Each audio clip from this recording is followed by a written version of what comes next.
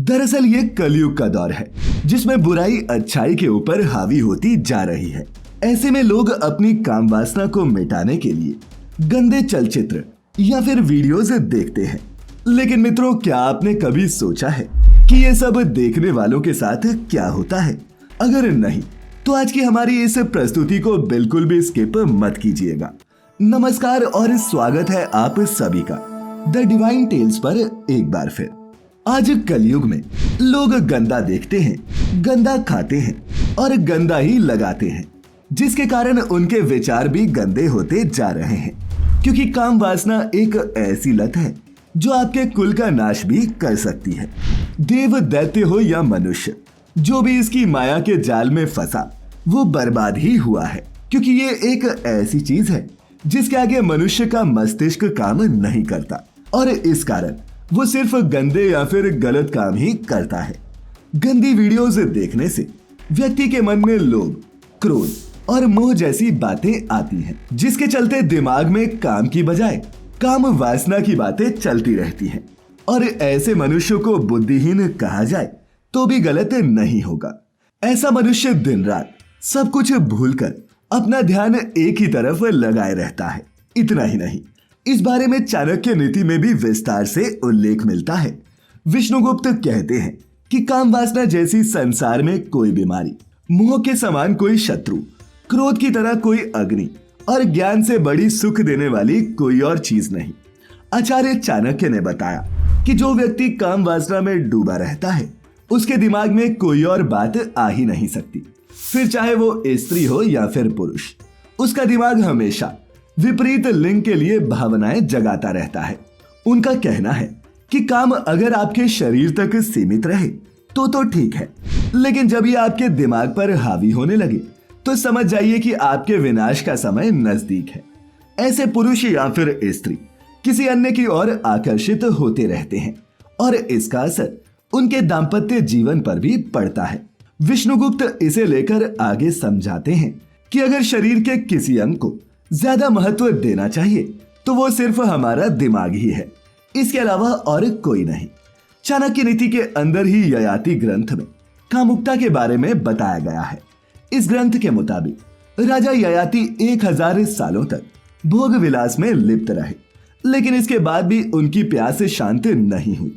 जिसके बाद गुरु शुक्राचार्य ने उन्हें वृद्ध हो जाने का श्राप दिया, तो वो कुछ विद्याओं की मदद से अपने छोटे पुत्र की जवानी लेकर फिर कई सालों तक काम वासना में डूब गए। फिर कालांतर में उन्हें भी समझ आने लगा कि इससे उनको संतुष्टि नहीं मिल रही और उन्हें खुद से ही घिन्न आने लगी। उन्होंने अपने पुत्र का यौवन लौटा दिया और खुद वैराग्य धारण कर लिया। अपने जीवन की इस गलती से सीखते हुए उन्होंने कहा था कि हम भोग नहीं भोगते, बल्कि भोग ही हमें भोगते हैं। तप हम नहीं करते, बल्कि हम खुद ही तप्त हो जाते हैं। काल कभी खत्म नहीं होता, हम ही समाप्त होते हैं। और तृष्णा जीर्ण नहीं होती, हम ही जीर्ण होते हैं। तो मित्रों, इस उदाहरण से आप भी समझ सकते हैं कि गंदी वीडियो से देखने वाले और काम को अपने दिमाग पर हावी होने देने वालों के साथ क्या होता है। लेकिन क्या आपको ये पता है कि इस तरह की वीडियो देखने के बाद स्त्री पुरुष उत्तेजित हो जाते हैं, उन्हें अपनी इंद्रियों पर काबू नहीं रहता और वो हस्त मैथुन का सहारा लेते हैं। लेकिन क्या आपको ये पता है कि ऐसा करना सही है या गलत? अगर हिंदू धर्म की बात करें तो ये कहीं नहीं बताया गया कि हस्त मैथुन करने पर आप अपवित्र या फिर पापी हो जाते हैं। इसके साथ ही गरुड़ पुराण में ये भी बताया गया है कि सुबह अत्यधिक हस्त मैथुन करना आपके लिए हानिकारक साबित होता है और ऐसा करने से मनुष्य की आयु कम होती है।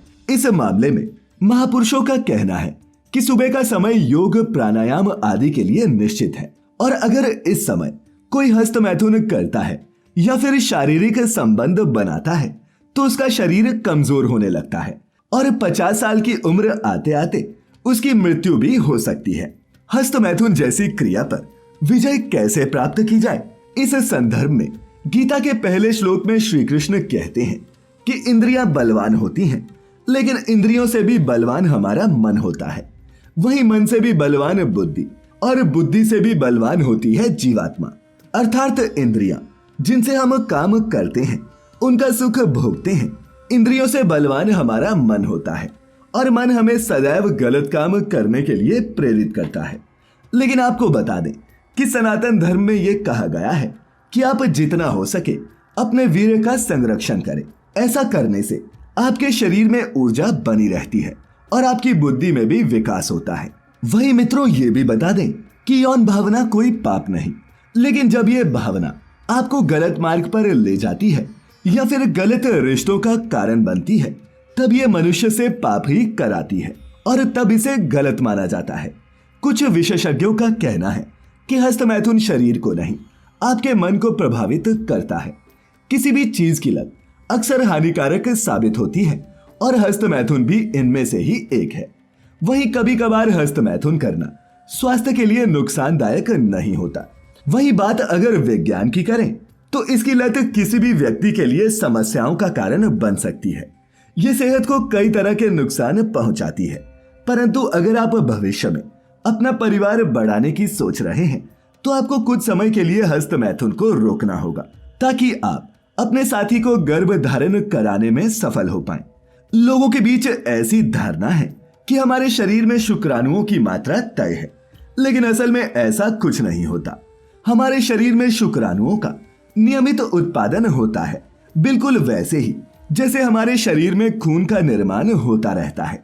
ठीक उसी तरह शुक्राणु भी हमारे शरीर में बनते हैं, परंतु जैसे जैसे हम वृद्धावस्था की तरफ बढ़ते हैं वैसे वैसे इनका उत्पादन कम होता जाता है। तो मित्रों, इसका अर्थ ये है, शरीर में ज्यादा शुक्राणुओं का संचय होने से व्यक्ति बीमार पड़ सकता है। ऐसे में हस्तमैथुन करना सही होता है। वहीं गर्भावस्था के दौरान हार्मोन परिवर्तन के कारण कुछ महिलाओं में यौन संबंध बनाने की इच्छा बढ़ जाती है। इस समय में भी यौन तनाव से राहत पाने के लिए हस्तमैथुन एक आसान और सुरक्षित तरीका है। तो मित्रों, आज हमने मिलकर जाना कि गंदी वीडियोस देखने वालों के साथ क्या क्या होता है। तो अगर आपको आज की हमारी ये प्रस्तुति अच्छी लगी हो, इसे ज्यादा से ज्यादा लाइक और शेयर करें और ऐसी सभी धार्मिक और आध्यात्मिक जानकारियों के लिए जुड़े रहें द डिवाइन टेल्स परिवार के साथ। तो मित्रों, फिलहाल आज के लिए बस इतना ही। अब इजाजत दें।